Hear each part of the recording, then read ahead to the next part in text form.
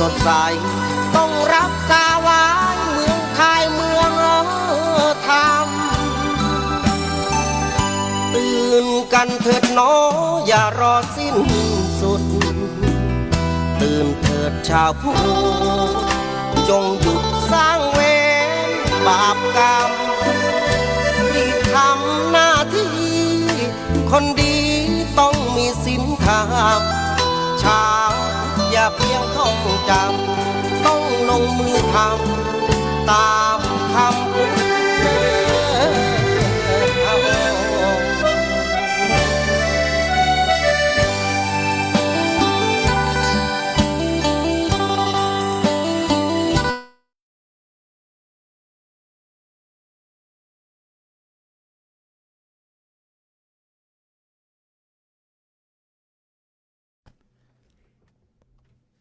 นามาถุรัตนตยัสสะขอถวายความนอบน้อมแด่พระรัตนตรัยกราบถวายความเคารพพระมหาเถระพระเถรานุเถระเจ้าคณะพระสังฆาธิการกราบขอโอกาสพระครูวิสิตจิตจาธรที่ปรึกษาเจ้าคณะตำบลอู่ทองเจ้าอาวาสวัดท่าพระยาจักรขอนมัสการเพื่อนสหัสธมิกทุกรูปและสวัสดีน้องสมณเณรเจริญพรโยมพ่อโยมแม่โยมปู่โยมย่าโยมตาโยมยายโยมลุงโยมป้าโยมน้าโยมอาญาติโยมอุบาสกอุบาสิกาผู้ฟังผู้ชมทุกท่านขณะนี้ท่านกำลังรับฟังและรับชมรายการธรรมะสำเนียงเสียงเนอดำเนินรายการสดโดยอาตมภาพพระสรายุทธสิริสาโรพระลูกวัดวัดท่าพระยาจักรผู้อำนวยการสถานีวิทยุกระจายเสียงเพื่อการเผยแผ่พระพุทธศาสนาคลื่นสาธุเรดิโอ FM 101 เมกะเฮิรตซ์ประเภทบริการสาธารณะออกอากาศส่งกระจายเสียงจากวัดท่าพระยาจักรหรือว่าวัดช่องลมบ้านท่าพระหมู่ที่12ตำบลอู่ทองอำเภออู่ทองจังหวัดสุพรรณบุรีรหัสไปรษณีย์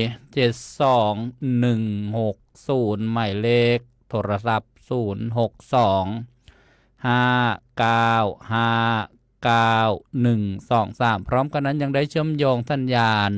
ไปยังสถานีวิทยุกระจายเสียงในภาคีเครือข่ายเผยแผ่พระพุทธศาสนาต้องกราบขอบพระคุณครูบาอาจารย์ผู้อำนวยการผู้บริหารสถานีทุกคลื่นความถี่และอนุโมทนาบุญญาติโยมผู้อำนวยการผู้บริหารสถานีตลอดถึงเจ้าหน้าที่เทคนิคประจำสถานีทุกคลื่นความถี่ที่ได้เมตตาเชื่อมโยงสัญญาณอนุโมทนาเจ้าหน้าที่เทคนิคประจำสถานีทุกคลื่นความถี่และถ่ายทอดไปยังสื่อออนไลน์โซเชียลมีเดียทางบ้านแดงบ้านฟ้าสาธุเรดิโอพระสรายุทธสิริสาโรบุญยเกตและของครูบาอาจารย์ที่เมตตาให้ใช้ช่องสัญญาณหลายช่องด้วยกันก็กราบขอบคุญขอบคุณมาณโอกาสนี้ในระบบปฏิบัติการโทรศัพท์ Android มีแอปพลิเคชันชื่อวิทยุพระพุทธศาสนาทั่วไทยเวอร์ชัน5นะโหลดมาติดตั้งรับฟังได้การถ่ายทอดเสียงสถานีวิทยุกระจายเสียงเผยแผ่พระพุทธศาสนา40กว่าสถานีทั่วประเทศไทยเดินทางขึ้นรถลงเรือขึ้นเหนือล่องใต้มีสัญญาณอินเทอร์เน็ตก็สามารถฟังได้เรียกว่าฟังได้ทั่วโลกเลยทีเดียวสำหรับแอปพลิเคชันวิทยุพระพุทธศาสนาทั่วไทยพบกับรายการธรรมะสำเนียงเสียงเนอได้เป็นประจำทุกวันตั้งแต่เวลา 14 นาฬิกาถึงเวลา 15 นาฬิกาโดยสำเนียงเสียงของชาวจังหวัดสุพรรณบุรีเสียงเนอผู้ดำเนินรายการเป็นชาวจังหวัดสุพรรณบุรีพบกันวันนี้อีกเช่นเคยตรงกับวันแรม2 ค่ำเดือน 3 ปีมะเส็งวันนี้ตรงกับวันพุธที่ 4 กุมภาพันธ์ พุทธศักราช 2569 นะก็เจริญพ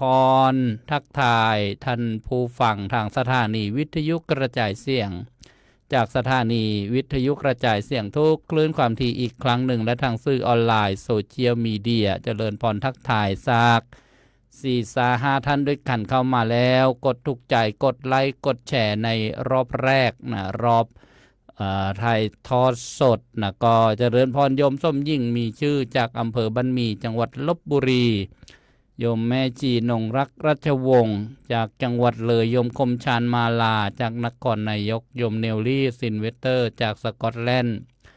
โยมแต้วกิดาวันทรายทองโยมใหญ่น้อยกัญญาภักภูลสวัสดิ์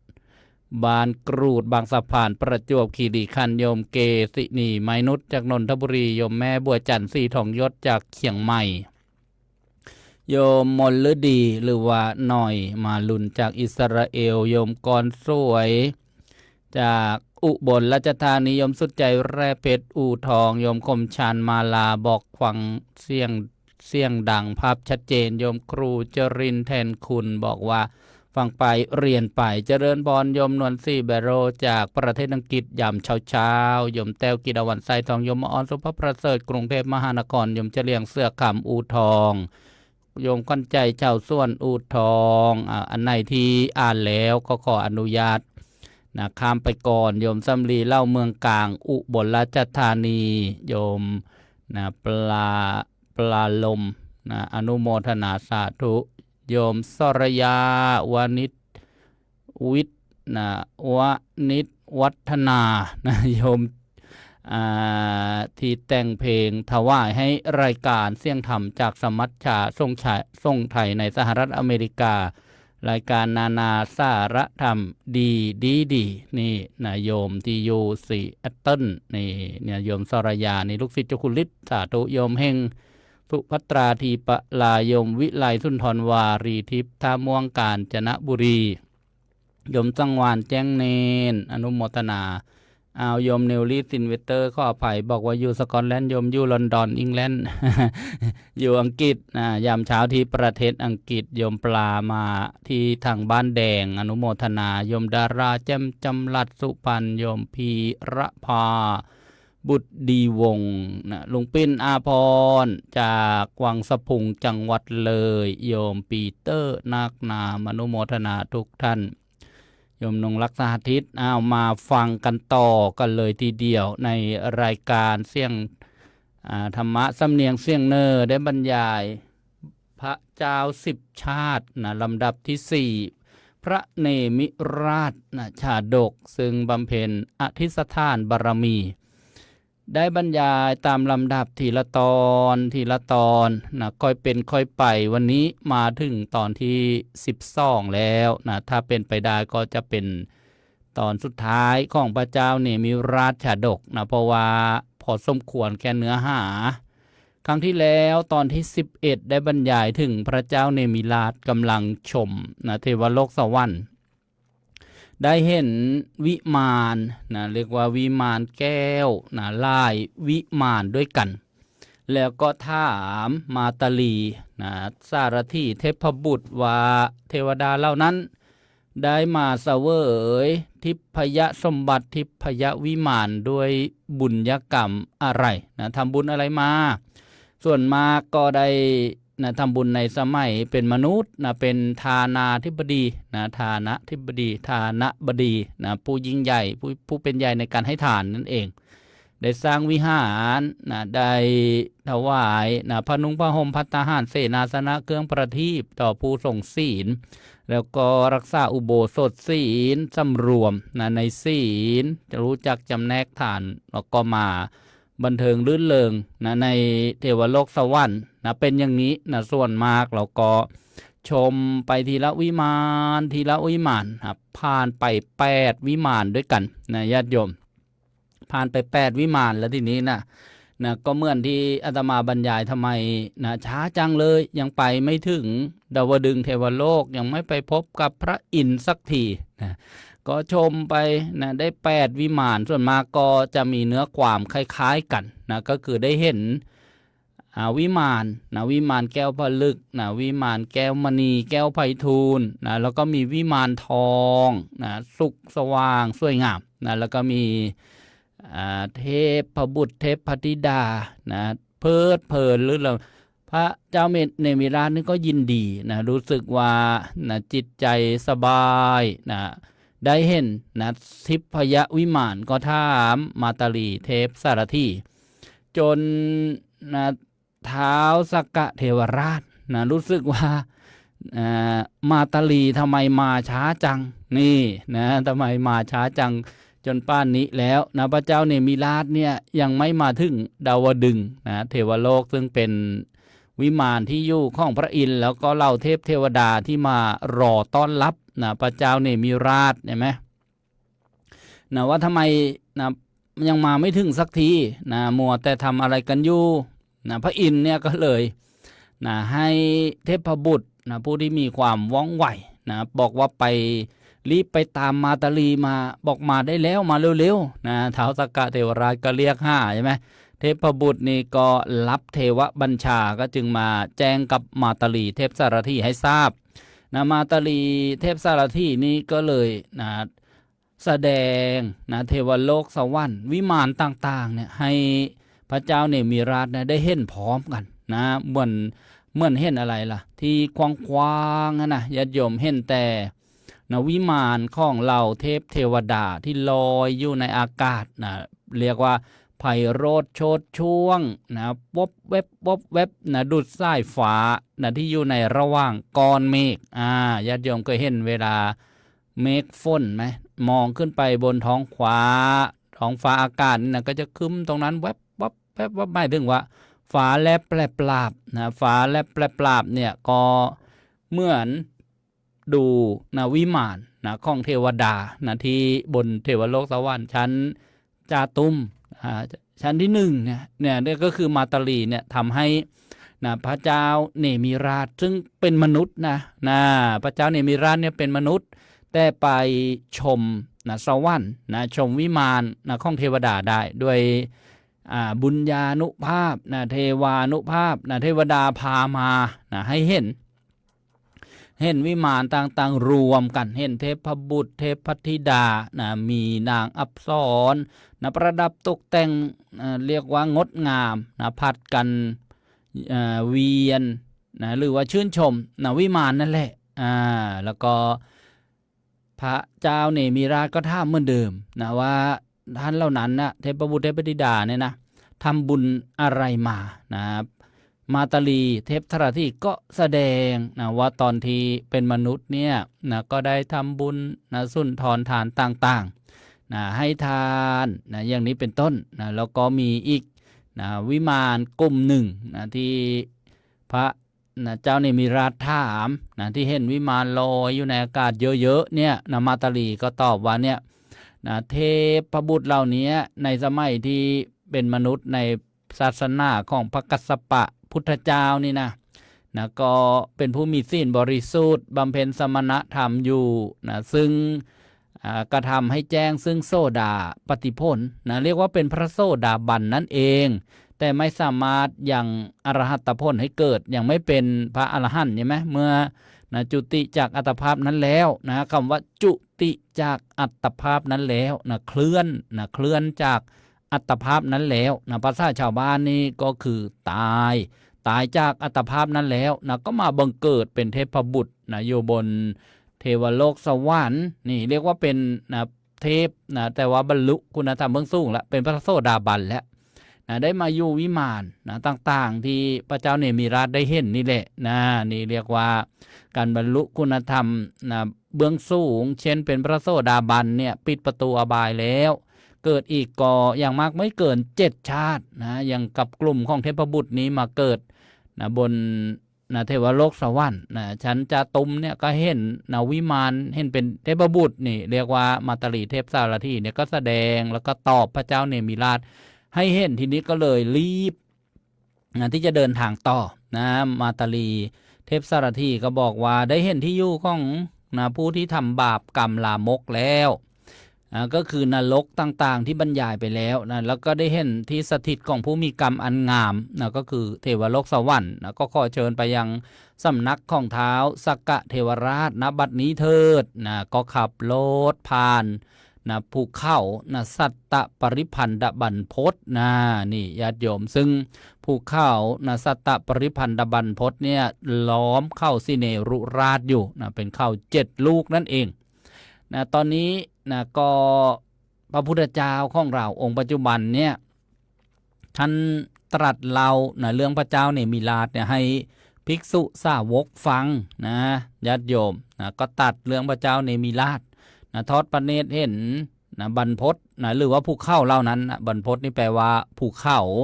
พระเจ้าเนมิราชก็ตัดถามนะมาตาลีสารถีอีกนะว่าภูเขานั้นนะมีชื่อว่าอะไรบ้างเล่านะที่กำลัง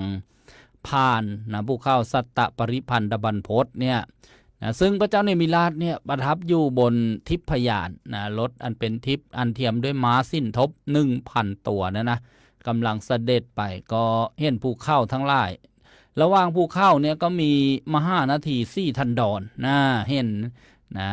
บรรยากาศนะมหานาที4 ทันดรด้วยนะก็เลยมาตาลีก็เลยตอบพระเจ้าเนมิราชนะว่าภูเขานะใหญ่ทั้ง7นะสัตตปริพันธบรรพตเนี่ยมีชื่อด้วยนะญาติโยมนะชื่อภูเขาสุทัศนะภูเขากรวีกะนะกรวีกะก็ได้ภูเขาอิสินทระภูเขายุคันทระเนี่ยภูเขายุคนธรนี่เราจะคุ้นกันนะภูเขาเนี้ยที่พระพุทธเจ้านะย่างพระบาทนะขึ้นจากจุดที่แสดงยมกปาฏิหาริย์เมืองสาวัตถีนะก้าวไปเหยียบยอดเข้ายุคนธรนะแล้วก็ภูเขาสิเนลุนะขึ้นถึงดาวดึงนะนี่ภูเขายุคนทระเนี่ยนะภูเขาเนมินทระภูเขาวินตกะภูเขาอัสกัน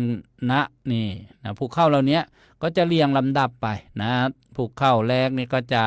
ต่ำกว่าเข้าเลยภูเขาสุทัศนะนะภูเขาที่2เนี่ยภูเขากรวีกะนี่ก็จะสูงขึ้นเป็นลำดับเหมือนบันไดเป็นขั้นนะแต่ละภูเขาเนี่ยจะมีมหาสมุทรนะ4 ทันดรอยู่นะซึ่งเป็นที่อยู่ของท้าวจาตุมมหาราชด้วยนะหรือว่าท้าวจตุโลกบาลทั้ง4นะอยู่ทั้ง4 ทิศใน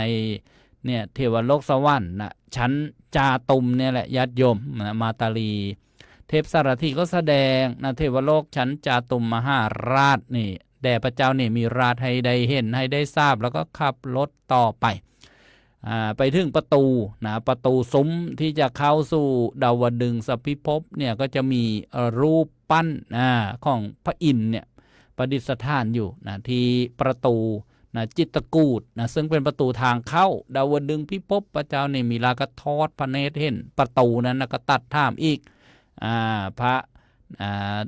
เทพมาตารีสารถีนะก็บอกวันนี้ประตูเนี่ยนะมีรูปกล้องพระอินทร์นะท้าวสักกรินเทวราชนี่แวดล้อมรักษาอยู่นะเหมือนในป่าเนี่ยนะมีเสือโคร่งนะรักษาอยู่ก็คือใครจะเข้ามาในเขตนี้นะก็ให้รู้ว่าใครเป็นใหญ่ใครปกป้องใครมีอำนาจน่ากลัวนะในป่านี่ก็มีเสือโคร่งใช่ไหมแต่ดาวดึงเทวโลกเนี่ยมีนะรูปเปรียบปั้นของพระอินทร์นะตั้งอยู่ที่ประตู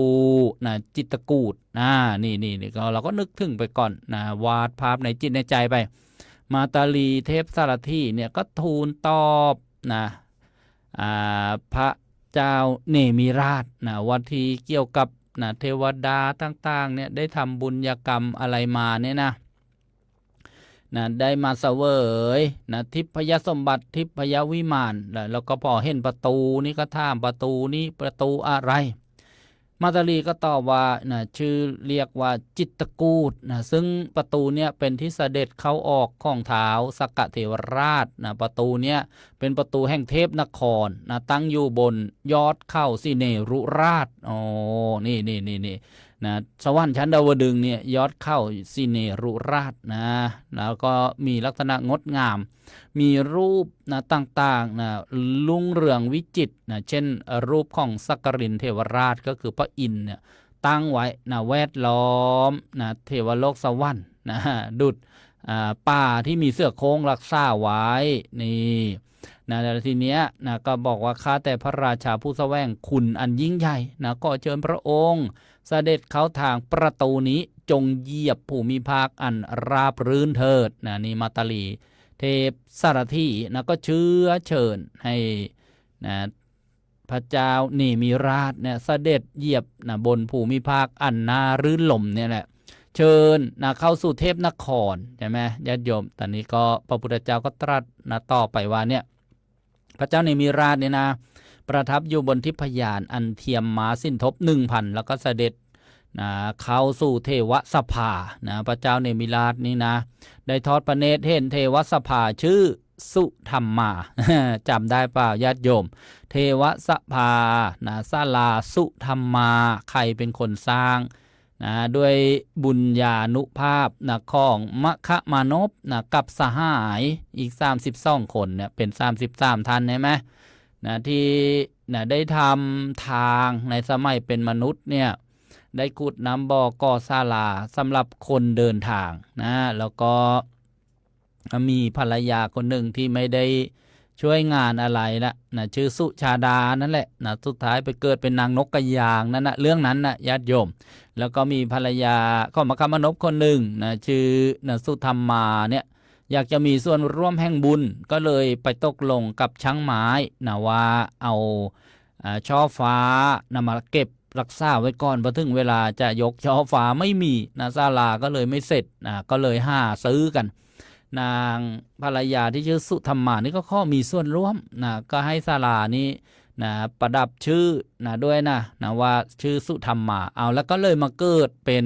เทวสภาบนดาวดึงส์นะเทวโลกสวรรค์ก็เกิดนะเป็นสถานที่ที่พระเจ้าเนี่ยมีราชทอดพระเนตรเห็นนี่แหละนะว่าวิมานเนี่ยนะอันบุญญาณุภาพนะตกแต่งแล้วนะส่องสว่างสวัยระยิบระยับไปหมดเลยนะก็สงสัยอีกวิมานที่ได้กล่าวว่าชื่อสุธรรมาเนี่ยตอนนั้นพระเจ้าเนี่ยมีราชยังไม่ได้ทราบชื่อใช่ไหมก็ถามว่าชื่ออะไรนะมาตาลีเทพสารถีก็บอกอีกนะชื่อว่าสุธรรมานะศาลาเทวสภาเนี่ยด้วยบุญนะ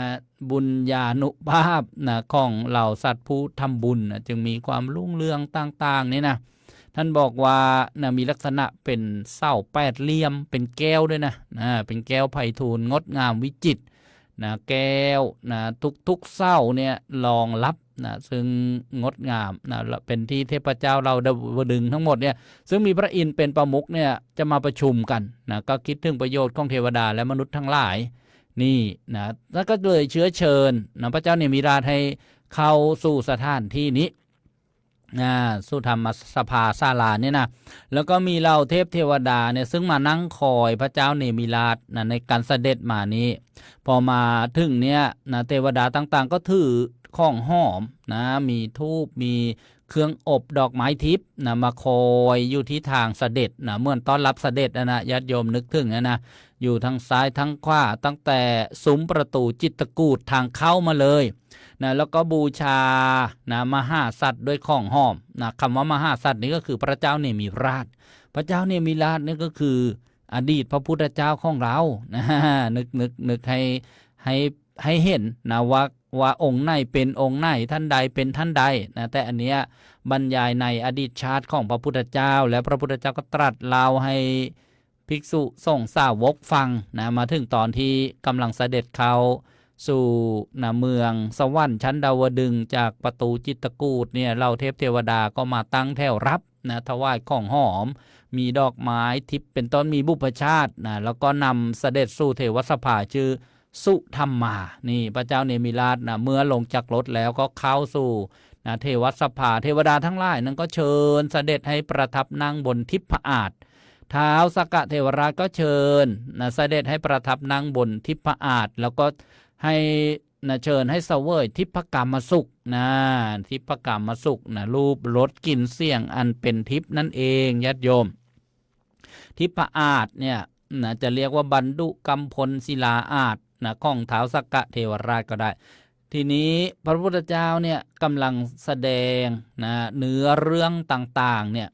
ก็ได้ตรัสถึงตอนที่เทวดาทั้งหลายนะพอเห็นพระเจ้าเนมิราชเสด็จมานี่ก็พากันยินดีนะเพราะว่าในสมัยเป็นมนุษย์เนี่ยเคยนะเป็นชาวเมืองนะวิเทหรัฐนี้นะเคยเกิดนะเป็นมนุษย์นะแล้วก็ได้ทำบุญสุนทรทานเพราะพระเจ้าเนมิราชเนี่ยเป็นผู้นำเป็นผู้สั่งสอนเป็นผู้ที่ทำให้เหล่าเทพเทวดาเนี่ยได้บำเพ็ญกุศลแล้วก็ได้มาเกิดบนเทวโลกสวรรค์เนี่ยใช่ไหมก็เกิดความยินดีนะมาเชื้อเชิญให้พระเจ้าเนมิราชเนี่ยนั่งนะในที่ใกล้ๆกับพระอินทร์ก็คือท้าวสักกะเทวราชนะเชิญมาตรงนี้เถิดท้าวสักกะเทวราชนี่ก็ยินดีต้อนรับนะผู้เป็นพระราชาแห่งชาววิเทหรัฐนะผู้ที่เคยสงเคราะห์ชาวกรุงมิถิลานะท้าววาสวะเทวราชก็คือพระอินทร์เนี่ยมีหลายชื่อโยมเมื่อกี้บอกว่าสักกรินเทวราชก็องค์เดียวกันสักกะเทวราชก็องค์เดียวกันท้าววาสวะเทวราชก็องค์เดียวกันนะท่านมีหลายชื่อนะใช่ไหมทีนี้นะพระอินทร์ก็ทรงเชื้อเชิญให้เสวยทิพกามารมณ์นะแล้วก็ประทับนั่งบนทิพอาสน์แล้วก็บอกว่าเป็นความยินดีแล้วที่พระองค์เสด็จมาถึงทิพยสถานอันเป็นที่อยู่ของเทวดาทั้งหลายผู้ยังสิ่งที่ตนประสงค์ให้เป็นไปโดยตามอำนาจนะก็คือเทวดาทั้งหลายเนี่ยประสงค์สิ่งใดก็ให้สำเร็จตามประสงค์ตามความต้องการนะด้วยบุญกุศลนั่นเองนะแล้วก็พระอินทร์ก็ข้อเชิญนะประทับอยู่ในหมู่เทวดานะเชิญให้นะพระเจ้าเนมิราชเนี่ยอยู่กับเทวดานะซึ่งสำเร็จด้วยทิพกามทั้งมวลเลยข้อเชิญเสวยทิพกามารมณ์ในหมู่เทพเจ้าชั้นดาวดึงส์เถิดนะนี่เรียกว่าท้าวสักกะเทวราชเชื้อเชิญพระมหาสัตว์นะก็คือพระเจ้าเนมิราชให้เสวยนะทิพกามารมณ์นะให้ประทับนั่งบนทิพยอาสน์แต่นะพระเจ้าเนมิราชนะก็ทรงตรัสห้ามนะว่าสิ่งใดที่ได้มาเพราะผู้อื่นให้นั่นน่ะสิ่งนั้นเปรียบเหมือนยวดหยานหรือทรัพย์ที่ยืมเข้ามานะเหมือนรถนะเหมือนสิ่งของเงินทองนะที่ยืมเข้ามานะไม่ปรารถนาหรอกนะพระเจ้าเนมิราชไม่ปรารถนาสิ่งของผู้อื่นซึ่งให้เนี่ยนะบุญทั้งหลายนะที่หม่อมชั้นทำเองนะย่อมเป็นทรัพย์ที่จะติดตามหม่อมชั้นไปนะเพราะฉะนั้นเนี่ยหม่อมชั้นจะกลับไปทำกุศลให้มากในหมู่มนุษย์ด้วยการบริจาคทานนะการประพฤติสม่ำเสมอแล้วก็มีความสำรวมนะการฝึกอินทรีย์นะซึ่งนะทำไว้แล้วจะได้ความสุขและไม่เดือดร้อนในภายหลังนะญาติโยมพูดให้เข้าใจง่ายๆก็คือพระอินทร์เชื้อเชิญให้พระเจ้าเนมิราชเนี่ยซึ่งเป็นมนุษย์ใช่ไหมนะได้อยู่นะบนเทวโลกสวรรค์เสวยนะกามสุขนะแล้วก็นะพระเจ้าเนมิราชนี่ปฏิเสธนะบอกว่าของที่ได้มาจากผู้อื่นเนี่ยเปรียบเหมือนยานพาหนะนะหรือว่าทรัพย์นะที่ยืมคนอื่นมานะโยมคมชาญก็บอกว่าชื่อของพระอินทร์เนี่ยมีหลายชื่อใช่ไหมท้าวโกสีนี่ก็ใช่เนี่ยพระอินทร์เนี่ยมีหลายชื่อแล้วก็พระองค์ก็เลยบอกว่าเดี๋ยวจะไปสร้างบุญเองนะบุญทั้งหลายที่หม่อมชั้นทำเองก็จะเป็นทรัพย์ที่จะติดตามหม่อมชั้นไปหม่อมชั้นจะกลับไปทำกุศลในหมู่มนุษย์เนี่ยให้มากๆโดยการบริจาคทานการประพฤติสม่ำเสมอในความสำรวมในการฝึกอินทรีย์นะซึ่งทำไว้แล้วจะได้ความสุขแล้วก็ไม่เดือดร้อนนะในภายหลังก็คือทำบุญนั่นเองพอนะพระเจ้าเนมิราชประกาศด้วยสุรเสียงอันไพเราะแก่เทวดาทั้งหลายอย่างนี้แล้วนะพระองค์ก็ประทับอยู่ในสวรรค์เนี่ยจะ7 วันแค่นั้นแหละนะถ้านับตามแบบโลกมนุษย์เนี่ยนะหมู่เทพเทวดาก็ยินดีซึ่งได้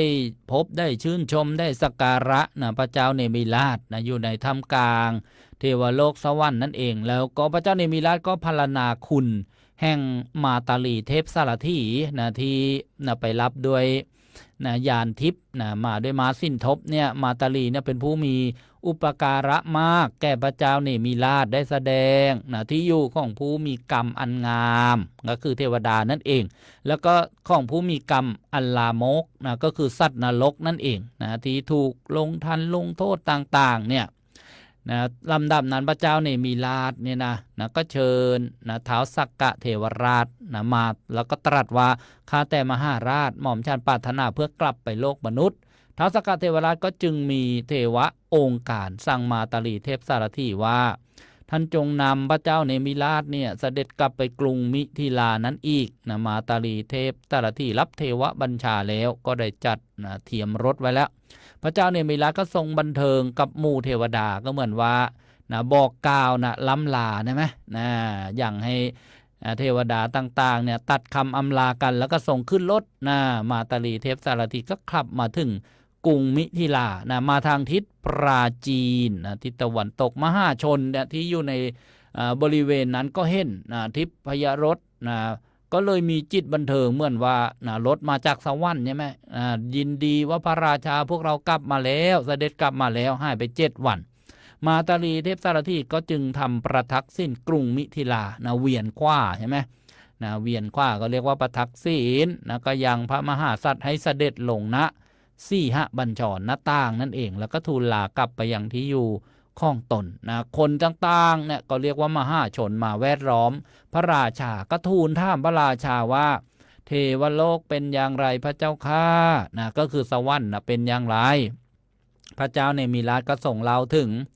สมบัตินะของเราเทวดานะแล้วก็ของเท้าสักกะเทวราชแล้วก็ตัดว่าแม้ท่านทั้งหลายก็จงทำบุญมีทานเป็นต้นนะก็จะบังเกิดในเทวโลกนั้นเหมือนกันแล้วก็ส่งแสดงธรรมนะกับมหาชนที่มาเฝ้านี่แม่ญาติโยมเนี่ยการแสดงธรรมเนี่ยพระราชาก็แสดงได้นะฆราวาสก็แสดงธรรมได้ไม่จำกัดนะเฉพาะนะพระสงฆ์เท่านั้นที่แสดงธรรมให้ความรู้เกี่ยวกับการละบาปการทำบุญการทำจิตใจให้ผ่องใสแล้วก็จะได้ไปบังเกิดบนเทวโลกสวรรค์นะเป็นเบื้องต้นบางคนบอกทำไมไม่สอนให้หลุดพ้นแล้วก็ยังไม่ถึงเวลาที่จะหลุดพ้นนะก็ไปไม่ได้หรอกโยม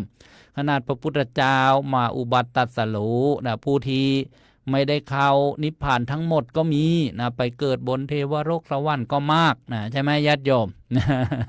นะมาตอนท้ายแล้วนะญาติโยมที่เข้ามาก็เจริญพรต้อนรับนะโยมนันทนาแดงบัวลองนะจากลอนดอนอังกฤษยามเช้าที่ประเทศอังกฤษก่อนอนุโมทนาสาธุโยมบุญทันแบกบุญจากวังสะพุงจังหวัดเลยอนุโมทนาทักทายนิดหน่อยกลับมาฟังกันก็ในช่วงสุดท้ายใกล้จะจบแล้วเรื่องพระเจ้าเนมิราชการบำเพ็ญบารมีขององค์สมเด็จพระสัมมาสัมพุทธเจ้าพระพุทธเจ้าตรัสเรื่องนี้นะกับภิกษุทั้งหลายนะเกี่ยวกับอดีตชาติของพระองค์ที่เคยเกิดนะอยู่แถวเมืองนี้แหละนะพระพุทธเจ้าก็นะตรัสอดีตนะว่าเคยออกมาหาพินิสกรมหรือว่าออกบวชนะเมื่อตอนที่เห็น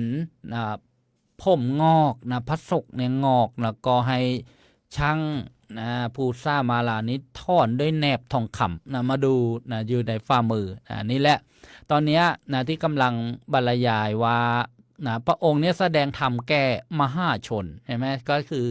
ชาวบ้านชาวเมืองที่มาทูลเฝ้าแวดล้อมแล้วก็ถามเทวโลกเป็นยังไงสมบัติเทวดาเป็นยังไงท่านก็เลยนะแสดงธรรมสอนว่าท่านทั้งหลายก็จงทำบุญมีการให้ทานเป็นต้นแล้วก็จะได้บังเกิดบนเทวโลกสวรรค์นั้นเหมือนกันนะทีเนี้ยต่อมาเนี่ยพระมหาสัตว์ก็คือพระเจ้าเนมิราชเนี่ยนะก็มีนายภูซ่ามาลานะคนที่คอยดูเรื่องเครื่องทรงเสื้อผ้าต่างๆนะมากราบทูลตามที่พระองค์เนี่ยได้เคยตรัสสั่งไว้นะความที่พระเกศางอกที่เกิดขึ้นนะผมพระเจ้าบ้านก็เรียกว่าผมใช่ไหมพระราชาบอกเกศางอกแล้วก็จึงส่งให้ท่อนนะพระศกงอกนะก็คือเส้นเกศานั่นแหละด้วยพระแนบทองคำแล้วก็วางในพระหัตถ์ของพระองค์เมื่อพระเจ้าเนมิราชทอดพระเนตรเห็นนั้นแล้วก็เกิดสลดพระไถยนะก็คือสลดใจนั่นเองนะว่านี่โอ้โหมาถึงวาระที่เคยได้ตัดไว้แล้วก็จึงพระราชทานบ้านสวยแก่นายภูซ่ามาลานะแล้วก็มีพระราชประสงค์นะที่จะทรงผนวดนะก็คือออกบวชนะจากนั้นพระองค์ก็จึงทรงมอบราชสมบัติแก่ราชโอรสนะบุตรชายของพระองค์นี่แหละนะพระราชโอรสก็ทูลถามว่าพระองค์จะทรงผนวดเพราะเหตุอะไรพระเจ้าข้าลูกถามพ่อนะว่าเสด็จพ่อจะออกผนวดออกบวชเพราะเหตุไรพระองค์ก็จึงตรัสเป็นคาถานะตอบกับพระโอรสว่าผมงอกที่งอกขึ้นบนพระเศียรของพ่อเหล่านี้เกิดแล้วก็นำความหนุ่มไปเสียนะเป็นเทวทูตนะปรากฏแล้ว สมัยนี้จึงเป็นคราวที่พ่อจะบวชนี่ญาติโยมพระเจ้าเนมิราชเนี่ยก็ตัดคาถานี้เนี่ยที่เคยบรรยายให้โยมฟังวันนี้แหละเขาเรียกว่าคาถาหัวงอกออกบวชนะญาติโยมนะผมงอกออกบวชก็ได้นะของพระเจ้าเนมิราชซึ่งเป็นพระโพธิสัตว์ที่ก็คืออดีตของพระพุทธเจ้าของเรานั่นเองนะท่านก็สละราชสมบัติแล้วก็ปฏิบัติตามนะประเพณีของพระราชาองค์ก่อนๆของวงเนี้ยที่สืบกันมานะที่เคยบรรยายว่าเนี่ยนะจะถึงองค์ที่ 84,000 แล้วนะดูเหมือนว่าใครจะมา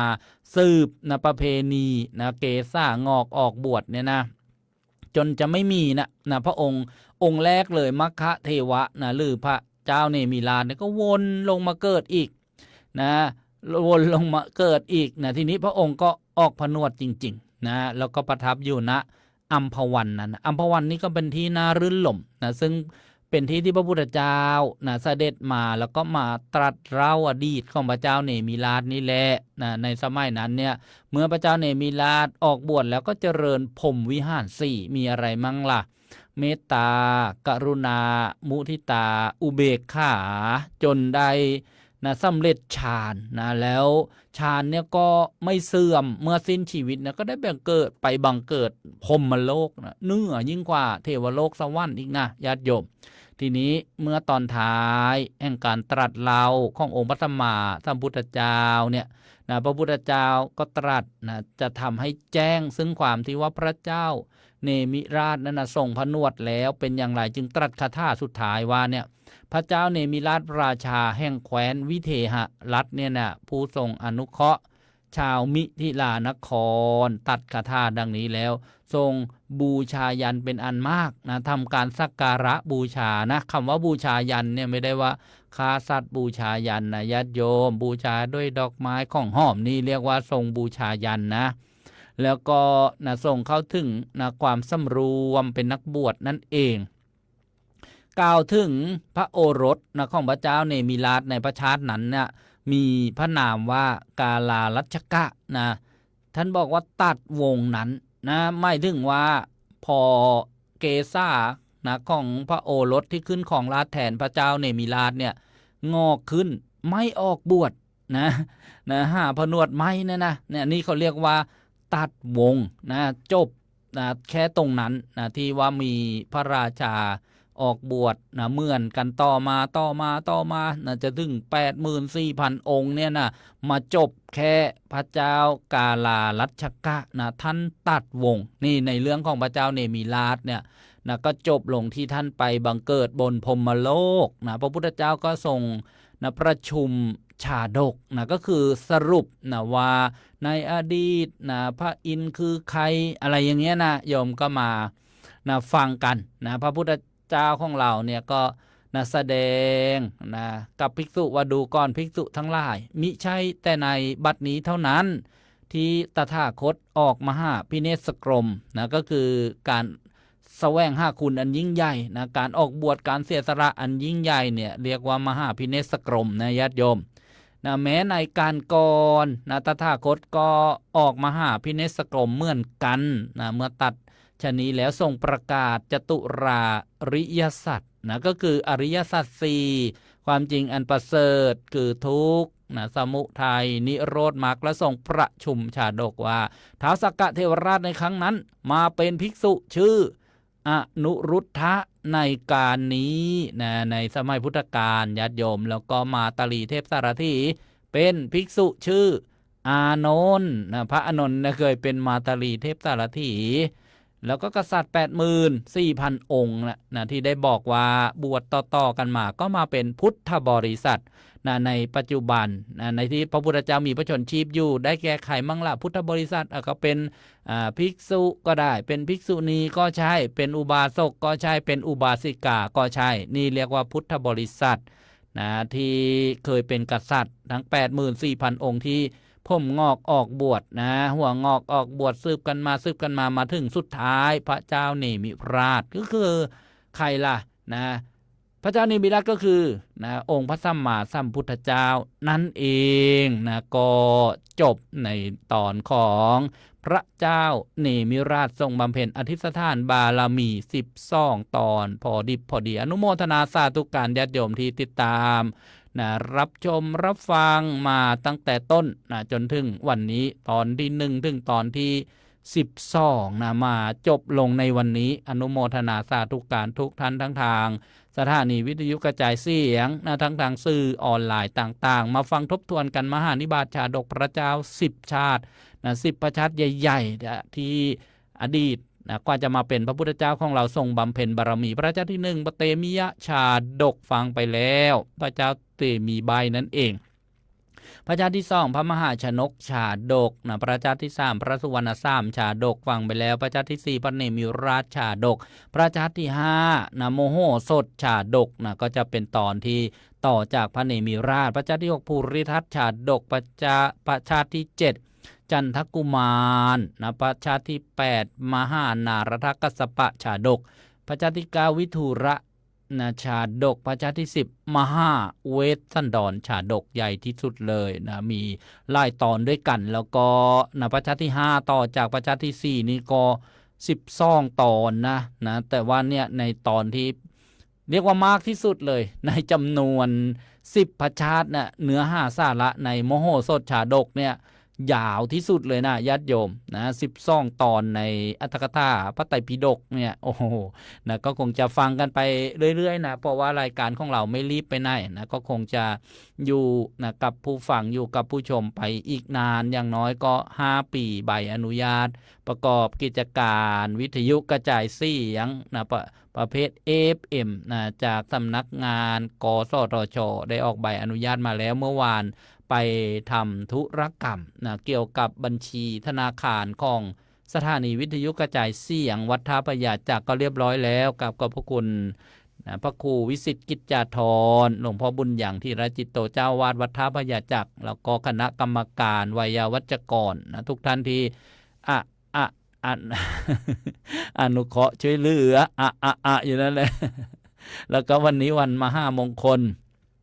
อายุวัฒนมงคลของเจ้าอาวาสวัดท่าพระยาจักรพระครูวิสิทธิ์กิจจาธรบุญยังทิระจิตโตนามสกุลเดิมปาลกะวงศ์ท่านเจริญอายุ88ปีญาติโยมอนุโมทนาสาธุการท่านยังของธาตุขันธ์อยู่วันนี้ทำบุญเลี้ยงพระพระภิกษุสามเณรวัดท่าพระยาจักรเมื่อเพลวันนี้ก็เล่าสู่ฟังว่าท่านก็ยังแข็งแรงนะพูดถึงอายุ88ปีพรรษาก็68พรรษาเนี่ยญาติโยมดูที่ยาวนานไหมบวชประมาณปีพุทธศักราช2502นู้นเป็นปูชนียบุคคลของชาววัดท่าพระยาจักรวัดช่องลมก็พูดให้ฟังว่าวิทยุกระจายเสียงก็ได้รับเมตตาจากท่านในการอนุญาตให้อาตมาภาพซึ่งเป็นลูกวัดตัวเล็กๆได้ทำงานพระพุทธศาสนาจะเซ็นหนังสืออะไรกี่ใบกี่แผ่นท่านยินดีเซ็นให้ลายเซ็นของท่านเนี่ยทำให้มีสถานีวิทยุกระจายเสียงวัดท่าพระยาจักรปัจจุบันแล้วก็กำลังตั้งใหม่อีก4สถานีด้วยกันตอนนี้ก็กำลังรวบรวมมวลซ่าน ใช้มวลซ่านอะไรในการปลุกเสกยังไงไม่ใช่หรอกโยมต้องมีเสาทรงต้องมีเครื่องทรงต้องมีสายสัญญาณต้องมีห้องเครื่ององคาพยพอะไรต่างๆก็เรียกรวมๆว่ามวลซ่านที่จะตั้งสถานีวิทยุกระจายเสียงอย่างที่ได้รับอนุญาตก็มาบอกข่าวเมื่อวานไม่ได้เข้าทำรายการเมื่อวานซืนก็เป็นวันพระวันธรรมสวนะลงอุโบสถตรงกับเวลาจัดรายการก็มาบอกกล่าวว่าวันนี้วันอายุวัฒนมงคลของหลวงพ่อเจ้าอาวาสวัดท่าพระยาจักรวัดช่องลมท่านก็มีชาติภูมิที่ถือกำเนิดเป็นชาวบ้านสังโคอำเภอบางปะมานี่เราสู่ฟังในโอกาสที่ดีเราได้มีวิทยุฟังเนี่ยก็เพราะหลวงพ่อเจ้าวาดวัดท่าพระยาจักรน้อมถวายบุญกุศลแด่ท่านให้มีสุขภาพ นะแข็งแรงอายุยืนยาวด้วยอานุภาพของพุทธานุภาพธรรมานุภาพสังขานุภาพวันนี้คณะสงฆ์นะก็ได้นะรวมชั้นปัตตาหารเพลนะแล้วก็อนุโมทนาบุญกัน ก็มาบอกญาติโยม ตอนนี้ช่วงท้ายรายการท่านใดจะโทรศัพท์เข้าร่วมรายการสามารถโทรมาได้ ที่หมายเลขโทรศัพท์ 062-593-123-062-5959123 เปิดสัญญาณแล้วเจริญพรอนุโมทนายมก๊อฟซีแอตเทิลนะเมื่อกี้เนี่ยพอเห็นแวบๆนะจะนึกชื่อนะก็นะติดขัดไปอ่านโยมสรยา ที่ได้บอกว่าประพันธ์นะเพลงนะรายการเสียงธรรมจากสมัชชาทรงไทยในสหรัฐอเมริกาโยมเป็นนักดนตรีตัวจริงเสียงจริงแล้วก็ปัจจุบันเนี่ยนะก็ทำเพลงนะมาถวายรายการธรรมะสำเนียงเสียงเนอนะเดี๋ยวจะได้ลองเปิดดูนะเจริญพรโยมส้มพงษ์ข้อการนมัสการเจ้าค่ะสาธุเมื่อวานไม่ได้จัดเลยนะโยมไม่ได้จัดเปิดไอ้เทปนาดูน ไม่จบเลยนาดูนก็ไม่จบ อ๋อ ที่ท่านไปบรรยายอ๋อในโซเชียลใช่ไหมค่ะอนุโมทนาสาธุโยมไปบวชเอาบุญมาฝากท่านไปบวชที่วัดสองเขต7 วันเจริญพรสาธุโยมถามหน่อยแม่ตัวใจเสียเลยโยมคนมาพูดว่าท่านเป็นนอนติดเตียงโอ้โหจะโทรเมื่อวานท่านก็ไม่ได้จัดโยมพ่อที่ว่าป่วยแล้วนี่เราก็แก้ข่าวบอกไม่ใช่หรอกลุงบอกว่าโยมพ่อท่านแต่ลุงนั่งได้เปล่ายังวันนี้กำลังให้น้องสาวไปดูหมอจะให้ออกจากโรงพยาบาลวันนี้นะโอ้โหน่าเป็นห่วงไงก็แต่ก็ดีขึ้นนะดีขึ้นใช่แต่ถ้าไปไหวก็ให้นะท่านโรงพยาบาลอ๋อถ้าท่านน้องสะพ้ายนั่นที่เจ็ดแล้วว่าตีบอย่างขั้นชั่วอะไรเนี้ย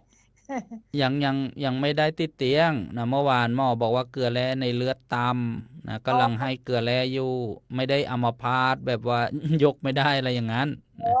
ผมไม่เป็นหรอกไม่เป็นดีใจยังไม่เป็นเนี่ยสาธุจ้าขอการนมัสการเจ้าค่ะเจริญพรอนุโมทนาสาธุแม่ละปล่อยนั้นได้อย่างโยมแม่ก็เดินได้อยู่แต่ไม่อยากให้เดินมากเดี๋ยวกระดูกนะถ้าพลาดล้มจะหักแล้วก็จะรักษายากนะปล่อยได้นะที่จับได้อย่าง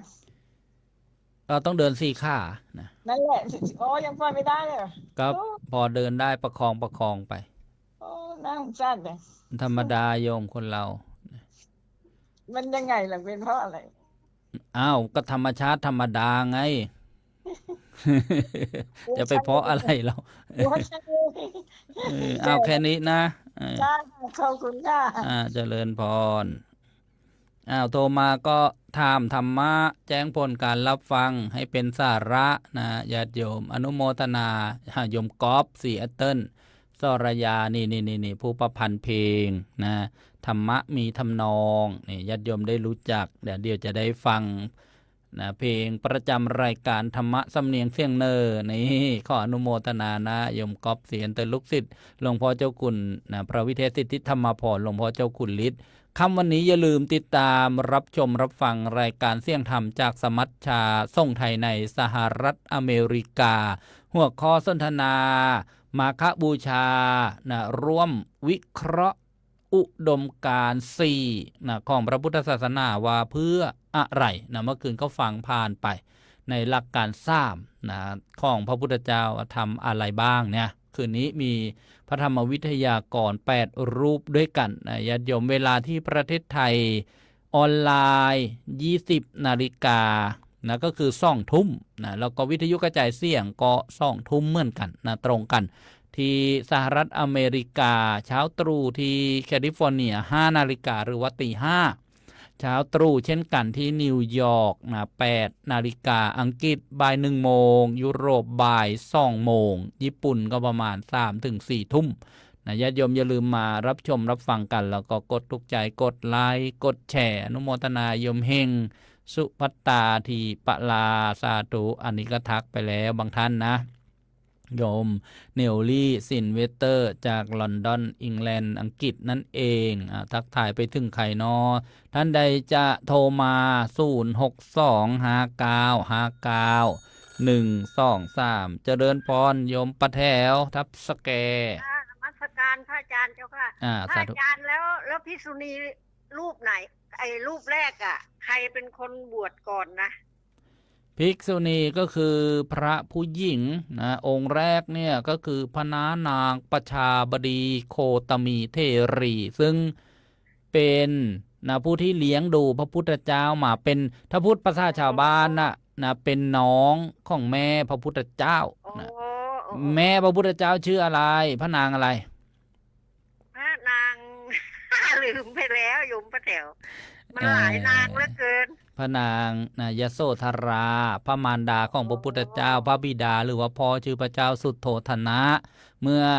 พระพุทธเจ้าประสูติพระนางเนี่ยบวชเป็นภิกษุณีองค์แรกนะคะ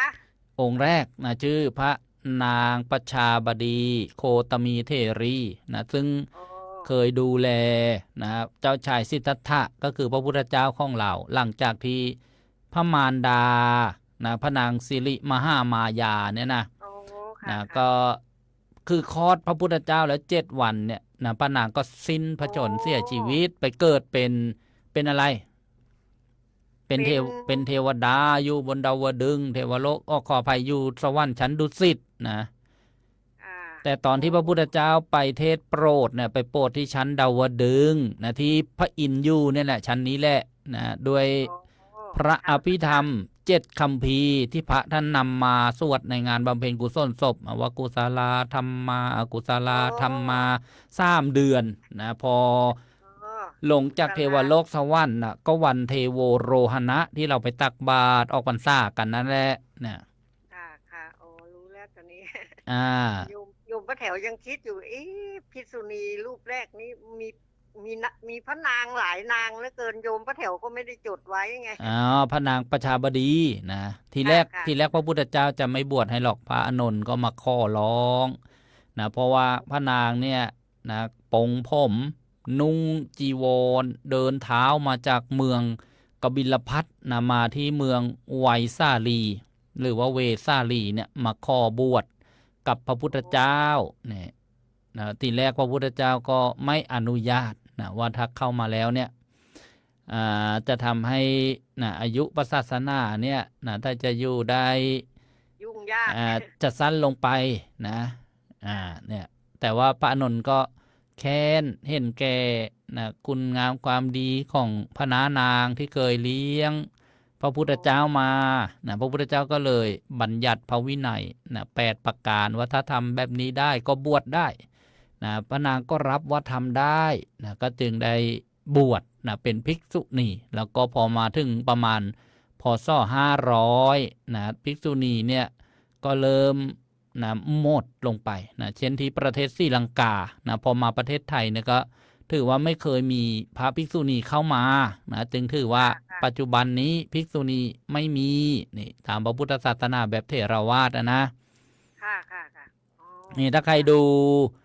ภาพหน้าจออยู่เนี่ยวัดที่พระนางประชาบดีมาขอบวชนี่โยมนี่เลยเรียกว่ากูตาคารศาลาป้ามหาวันเนี่ยถ้าเป็นโยมที่เคยไปอินเดียมาเนี่ยก็จะจำได้โยมเฮงอย่างเงี้ยเคยไปมาโยมส้มนี่เจ้าของทัวร์นี่เคยไปมาหลายท่านด้วยกันนี่ดีเจดีโดสอนเพชรดำบันนี่เคยไปมาหมายถึงว่าเคยไปกราบที่จริงมาแล้วก็จะบอกว่าที่นี้นะที่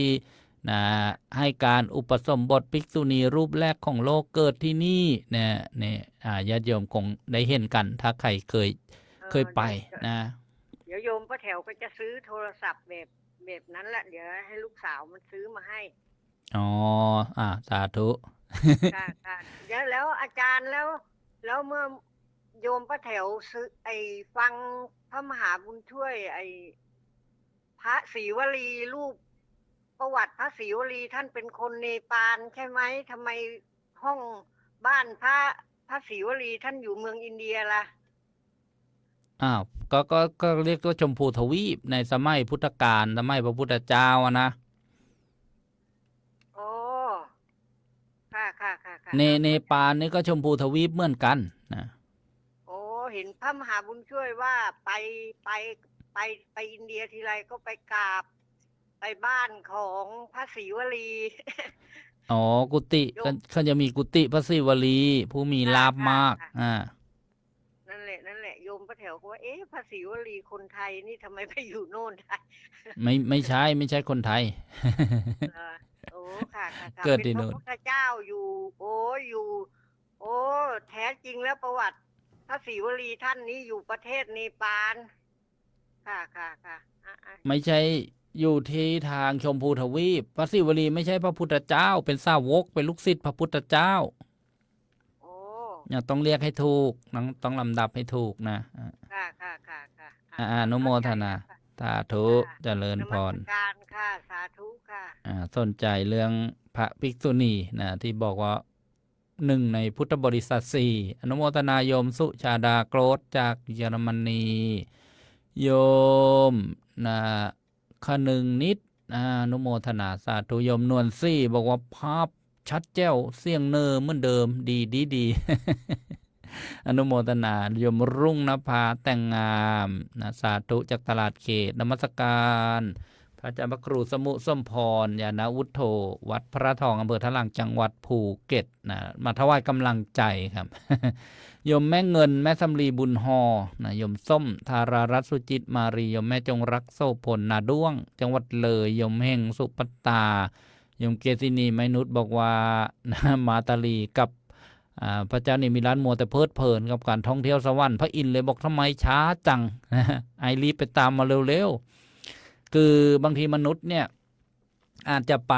นะได้แค่7 วันด้วยอัตภาพกายเนื้อนะกายของมนุษย์เนี่ยเหมือนคำว่าที่เราได้เคยฟังเข้าฌานก็7 วันนะถ้าเกินนั้นแล้วนะสังขารนะการปรุงแต่งเนี่ยอาจจะมีเหตุนะอาจจะมีเหตุอย่างนี้โดยประมาณนะเพราะฉะนั้นก็7 วันที่พระเจ้าเนมิราชไปท่องเที่ยวนะเห็นทั้งนรกเห็นทั้งสวรรค์นะไปทัวร์โยมนิ่งน้องปันนุโมทนาบางประมาโยมเคลโอจากฝรั่งเศสดีเจดิโดสอนเพชรดำบันวัดปิโตปารามสาธุอนุโมทนายมพยาวังกุมยมเล็กสมพรอินอำนวยทีมงานลูกน้อยห้อยสั่ง โยมคิวโอก็ทักทายกันนะโยมปาร์ตี้โฟนนี่จากบางสะพานน้อยนะประจวบคีรีขันธ์วันนี้นะสถานีวัดทางซ้ายปรับปรุงนะสัญญาณในการส่งคลื่นนะเขาเรียกว่าอุปกรณ์เทคนิคสายอากาศตัวปล่อยคลื่นบนเสาเนี่ยเปลี่ยนใหม่เลยนะญาติโยมได้ปัจจัยในวันที่โยมทำบุญร่วมกันวันที่9 มกราคมญาติโยมนะได้พัฒนาได้ปรับปรุงนะเพื่อคุณภาพในการส่งกระจายเสียงให้ดียิ่งขึ้นนะ FM 99.75 เมกะเฮิรตซ์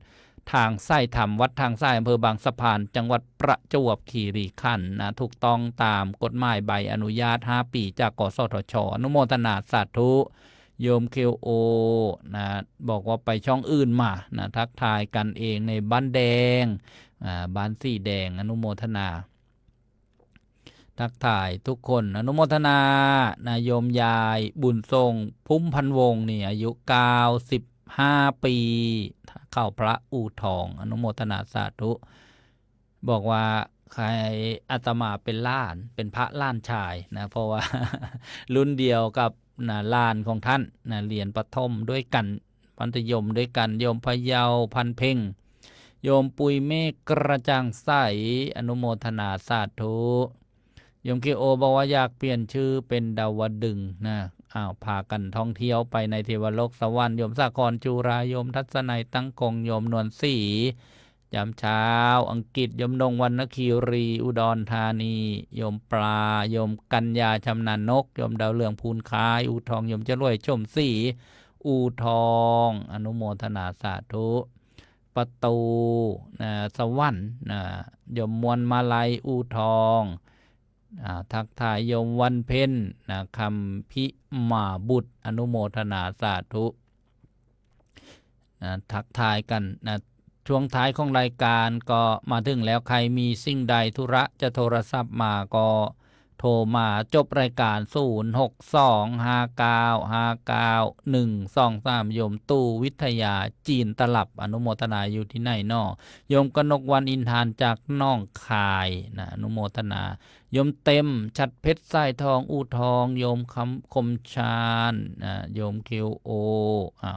อนุโมทนาแตงโมจันทวันจันอุทะโยมบุญทันแบกบุญโยมนัทธนันแดงบัวลองจากลอนดอนเตอร์เลสบางลี่สองพี่น้องโยมครูเต้าสาวิตรีสายทองโยมแม่ทองแพเจริญพรดอกประการจ้าโยมต้องปิดวิทยุก่อนเพราะว่าเสียงมันสะท้อนกลับมาโยมแม่ข้างชั่วอย่างก่อนชั่วนะสาธุวันนั้นจะไปบางประมาอาจารย์น้อยไปไม่ได้ไปครั้งนี้ได้รู้หมดอย่างที่มาวัดกลางนะไม่ถึงอะไรไม่รอพระนะรอพระก็ยังไม่มีประกาศในการรอครั้งที่2เลยนะจะไปกับอาจารย์วันนั้นไปไม่ได้ไปจระเข้เลยบัดมันพอเปลี่ยนนะ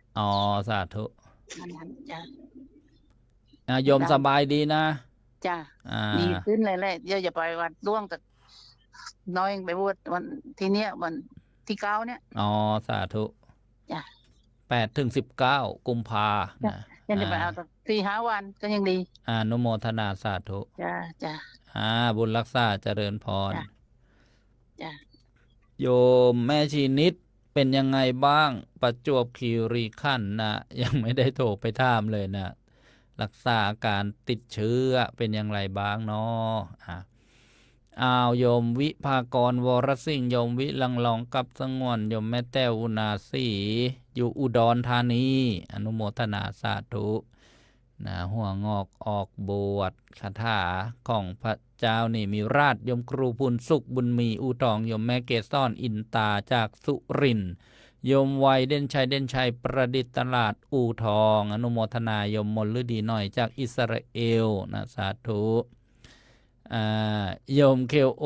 นะถามว่าใครคือพระอานนท์นะในตอนจบนะที่พระพุทธเจ้าทรงประชุมชาดกก็คือมาตาลีเทพสารถีนะที่ขับรถ ยานทิพย์นะที่มีม้าสิ้นทบ 1,000 ตัวนั่นนะมาตาลีนั่นแหละที่คอยบอกกับนะพระเจ้านิมิราชนะว่าเนี่ยเทวดานี่ทำบุญอะไรมาหรือว่าสัตว์นรกเนี่ยทำกรรมอะไรมาเวลาไปชมสถานที่นะที่ได้ไปเห็นมาก็คือนรกกับสวรรค์นั่นเองนะโยมคมชาญมโหสถบัณฑิตนี่ยาวมากนะอนุโมทนาสาธุโยมเฮงนะโยมคมชาญมโหสถบัณฑิตบอกเก่งมากเฉลียวฉลาดในปัญญาใช่ไหมโยมพรณภาโยมซ้ำอังคินเพชรอูทองโยมไพโรธเพ่งสุวรรณอูทองโยมชมมั่นจงดีโยมวัยเด่นชัยประดิษฐ์อนุโมทนาสาธุโยมเคโอจากฝรั่งเศสก็อนุโมทนาสักการะหลวงพ่อเจ้าอาวาสวัดท่าพระยาจักรอายุ88 ปีโยมคมชาญโยมซ้ำอางกินเพชรแม่กิ้งคำโพธิราชจากสปป.ลาวอนุโมทนาสาธุสบายดีโยมสุกัญญาผิวกูโยมพิภพโยมไส้ฝนน้อยนักไส้ธรรมลำธารจากกำแพงเพชรอนุโมทนาโยมอุตสาหงามสาระโยมคมชาญโยมนวลซี่ก็มาสวัสดีป้าแถวโยมคมชาญก็สวัสดีป้าแถวโยมสุชาดาบอกว่าพระนางพิมพาคือใครนะก็คือชายาของเจ้าชายสิทธัตถะนะพระนางพิมพาเนี่ยนะภรรยาของเจ้าชายสิทธัตถะต่อมาเจ้าชายสิทธัตถะออกบวชตรัสรู้เป็นพระสัมมาสัมพุทธเจ้าพระนางพิมพาก็มาบวชเป็นภิกษุณีเหมือนกันนะได้บรรลุอรหันต์นี่ญาติโยมนมัสการพระอาจารย์สมุทรนะพระสมุทรอินตานี่ก็ญาติพระครูสมุสมพรนะอนุโมทนาประชาสัมพันธ์งานบุญ นะต่างๆนะที่วัดป่าเทพประธานจังหวัดสุรินทร์นะโยมเฮงนะจำได้อินเดียนะนี่แหละโยมเฮงเนี่ยเคยไปหลายครั้งด้วยกันโอ้นึกถึงอินเดียแล้วมีความสุขนะสาธุบางคนชวนยังไงก็บอกข้อไปเป็นประเทศสุดท้ายไปมาทั่วโลกแต่อินเดียไม่ข้อไปบอกนั่นแหละอินเดียเนี่ยต้องไปอันดับแรกเลยญาติโยมไปที่อื่นเนี่ยประกันสวรรค์ไม่ได้นะประกันอะไรไม่ได้ถ้าไปอินเดียเนี่ยว่างได้จะไปสุคตินี่โดยศรัทธานะญาติโยมเป็นบุญนะเป็นบุญใหญ่โยมลังพันธิพาอยู่ลังวัดช่องลมโยมไก่บุญยวีจากดอนเจดีนะโลกแม่ชุยนะชาวละห้านะอนุโมทนายมพวงทองประเสริฐสัง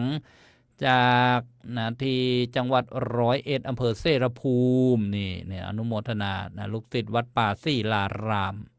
โยมเฮงโยมคิวโอโยมนวลศรีโยมเสียนเกี้ยงทิพย์โยมสุพัชชาสุวรรณะนะวัดสุขันธารามโยมมารดาของพระมหาอิสดามาศประภัสรวันโนถ้าจำไม่ผิดถ้าไม่ใช่บอกด้วยนะโยม โยมเสียนเกียงทิพย์จากจังหวัดสตูลนะช่องของธรรมปันสุขพระครูสุนทรธรรมนิเทศด็อกเตอร์วัชนาทิพย์เฉลิมพระอารามหลวงจังอำเภอเมืองจังหวัดสตูลอนุโมทนาสาธุพบกับรายการค่ำคืนวันนี้เสี่ยงธรรมจากสมัชชาส่งไทยในสหรัฐอเมริกานะญาติโยม2 ทุ่มประเทศไทยบ่าย1 โมงอังกฤษแล้วก็ตี 5สหรัฐอเมริกาที่แคลิฟอร์เนีย8 นาฬิกาที่นิวยอร์กนะแล้วก็คณะพระธุดงค์ Walk for Peace ก็กำลัง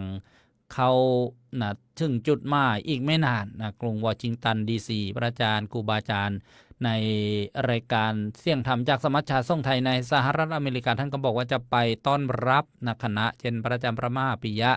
อุตตมปัญโยปรริยนธรรม9 ประโยคด็อกเตอร์เจ้าอาวาสวัดโปรดเกตเชษฐารามอเมริกาใกล้น้ำตกในแองการาซึ่งก็อยู่ไม่ไกลจากกรุงวอชิงตันดีซีท่านบอกจะไปต้อนรับโยมก็ดูได้จากทางสื่อออนไลน์โซเชียลมีเดียอนุโมทนาวันนี้นะรายการธรรมะสำเนียงเสียงเนอก็หมดลงแล้วครับขอบพระคุณครูบาอาจารย์ผู้อำนวยการผู้บริหารสถานีทุกคลื่นความถี่มาณโอกาสนี้อนุโมทนาญาติโยมผู้อำนวยการผู้บริหารสถานีตลอดถึงเจ้าหน้าที่เทคนิคประจำสถานีแล้วก็ลืมไม่ได้ผู้อุปถัมภ์การเผยแผ่พระพุทธศาสนาทุกท่านทุกคณะด้วยกันด้วยดีตลอดมาแล้วก็ท่านผู้ชมท่านผู้ฟังทุกท่านก็ความสุขความเจริญในธรรมจงบังเกิดมียิ่งขึ้นไปแก่ทุกท่านสำหรับวันนี้ขอเจริญพร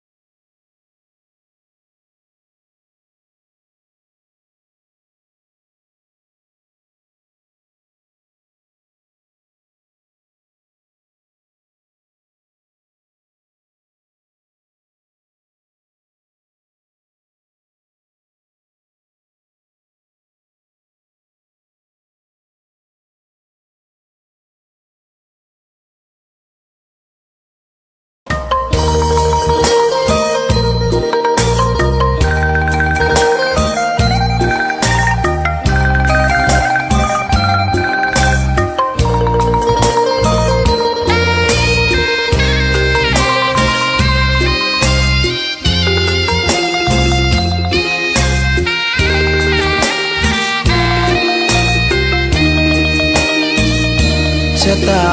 ฟ้าหรือบารมีชักนำถึงอยู่แสนไกลล้ำพระธรรมไม่มีมองไม่ฟ้าเพียงดินยังทวินฝันไฟเข้าดงขมิ้นเมื่อใดอิ่มอกอิ่มใจเสมอสายทางคนดีใจน้อมอธิษฐานบารมีสิ่งดีที่ได้พบเจอเห็นชายผ้าเหลืองทุกวันฝันเพ้ออยากบวชจริงละเมอเข้าวัดบ้านคงเป็นบุญที่เคยเป็นทุนสร้างมารักผ้าเหลืองดังว่า ปรารถนายึดมั่นอยากบวชทุกทีผ้าเหลืองผืนนี้ผูกพันอยู่ในใจทุกวันใฝ่ฝันถึงผ้าเหลืองกายวาจาใจสัญญาว่าไม่เสื่อมคลายหัวใจมุ่งหมายเนืองๆไม่มีอะไรมากันให้คุณคืนศรัทธาผ้าเหลืองบวชเป็นเรื่องใหญ่เราวันรอคอยเข้าโบสถ์ได้บวชเสียทีเป็นคนสุขเต็มที่ตามรอยความดีพระพุทธเจ้าไม่ลืมบุญคุณพ่อแม่การุณเลี้ยงเราผ้าเหลืองห่มกายคลายเศร้าพ่อเราแม่เราศรัทธาสุขใจจริงๆเป็นชายแต่หัวใจสิง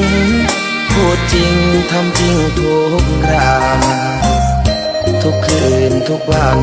ผ้าเหลืองพันผูกกายาโอ้นอวาสนาพระธรรมนำพาชีวิต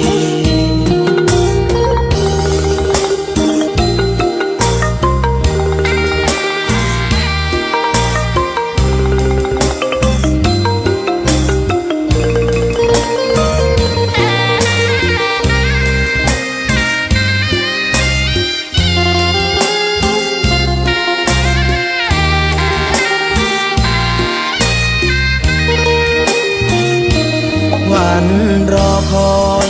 เข้าโบสถ์ได้บวชเสียทีเป็นคนสุขเต็มที่ตามรอยความดีพระพุทธเจ้าไม่ลืมบุญคุณพ่อแม่การุณเลี้ยงเราผ้าเหลืองห่มกายคลายเศร้าพ่อเราแม่เราศรัทธาสุขใจจริงๆเป็นชายแต่หัวใจสิง